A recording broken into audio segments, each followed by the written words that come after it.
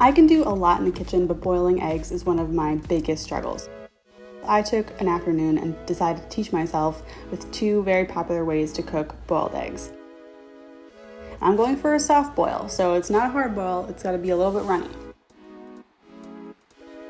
The first way is by adding eggs to already boiling water and letting them sit in the boiling water for a couple minutes. So I'm adding eggs carefully so they don't crack. I don't know about you, but I've definitely broken a couple eggs by just chucking them in. And they're just gonna sit there. We are doing a 6, 7, and 8 minute egg, so I'm timing it. Normally the internet says, 6 minutes, but I can tell you right now that I've usually had trouble with that and it was always underdone. Let's see what happens this time. I got a little distracted, so we're taking it out at 6 minutes and 20 seconds. I'm putting it into cold water so it stops cooking. We got the next one out at 7 minutes and 20 seconds. In another bowl of cold water so I can tell them apart. And the last one at 8 minutes and 10 seconds. Because again, 6 minutes is always underdone, so I thought maybe 8 minutes might be right. Let's see. Because this is an experiment, I decided to write down the times on the egg. You don't have to do that, but it was pretty fun to do this experiment, so optional step right here. This is just so I can tell them apart.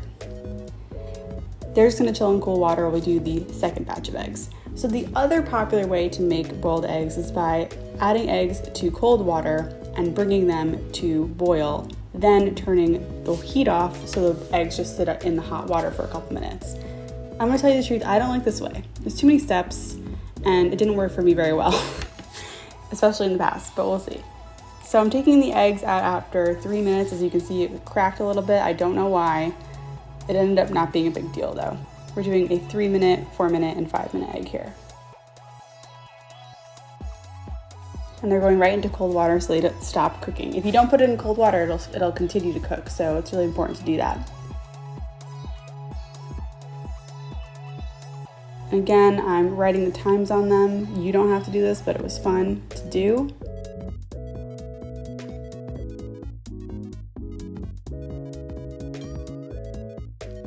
So now we crack them open and we see the results.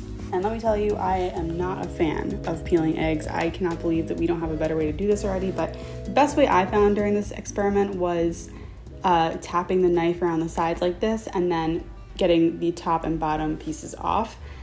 It was a bit of a struggle for me. I don't have nails and I have not done this many times in my life, so I'm just really struggling here, but we got it done and no eggs were sacrificed.